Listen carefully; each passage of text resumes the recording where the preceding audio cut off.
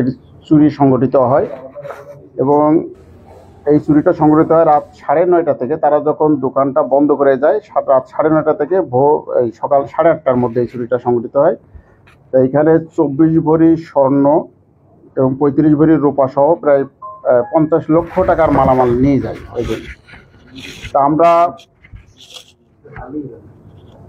আমরা এই চুরি সংবাদ পেয়ে এখানে ফরিদগঞ্জ থানা সাথে সাথে ঘটনাস্থল পরিদর্শন করে এবং সেখানে আমাদের তদন্ত কার্যক্রম শুরু করি।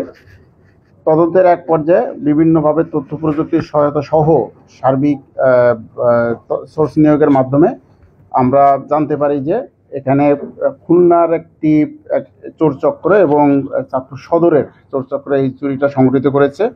এই তথ্যের ভিত্তিতে আমরা খুলনায় অভিযান করে গত 29 তারিখে খুলনা থেকে একজন এই চুরির সাথে সম্পৃক্ত একজন চোরকে গ্রেপ্তার করি এবং তার কাছ থেকে এই 7 ভরি স্বর্ণ উদ্ধার করা হয় খুলনা থেকে। এরপর ওর স্বীকারোক্তি মতে যে চাঁদপুর সদরে যে সম্পৃক্ত যে চোর তাকে আমরা আটক করি এবং তার কাছ থেকে আমরা এই 5 লক্ষ টাকা উদ্ধার করি। এরা পরবর্তীতে তাদের জিজ্ঞাসাবাদে জানা যায় যে এই চুরির সংঘটিত হওয়ার পরে তারা 12 ভরি স্বর্ণ বিক্রি করে এবং 12 ভরি স্বর্ণ বিক্রির একটা পোর্শন এই চাঁদপুর সদরে যে চোর যে ছিল সে পায় এবং তার কাছ থেকে আমরা এই 5 লক্ষ টাকা উদ্ধার করি। আর বাকি যে স্বর্ণ আমরা ওই খুলনা যে চোর যাকে গ্রেপ্তার করি তার কাছ থেকে উদ্ধার করা হয়।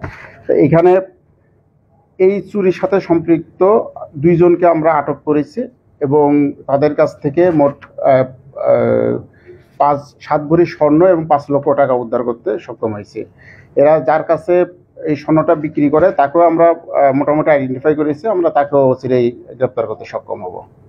যেখানে যে চুরি ঘটনা সংঘটিত হচ্ছে আমরা খুব গুরুত্ব সহকারে দিচ্ছি। তার একটা প্রমাণ হলো এই ফরিদগঞ্জ থানার যে চুরিটা সংঘটিত হয়েছে। আমরা কিন্তু খুলনা থেকে এই চুরির সাথে যে সম্পৃক্ত সে আসামিকেও আমরা ধরে নিয়ে আসছি।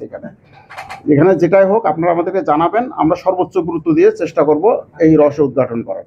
16/10/2025 তারিখ অত্র ফরিদগঞ্জ থানা সংলগ্ন মা জুয়েলার্সে একটা চুরি ঘটনা সংঘটিত হয়। সেখানে প্রায় 24 ভরি স্বর্ণ চুরি করে নিয়ে যায় অজ্ঞাতনামা চোর বা চোরেরা।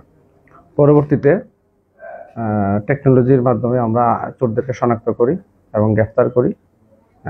7 ভরি 1 আনা স্বর্ণ এবং 1 ভরি 4 আনা রূপা এবং 12 ভরি স্বর্ণর বিক্রিলব্ধ টাকা থেকে 5 লক্ষ টাকা উদ্ধার করা হয়। আসামিদেরকে পদ্মই বিজ্ঞ আদালতে সোপর্দ করা হবে।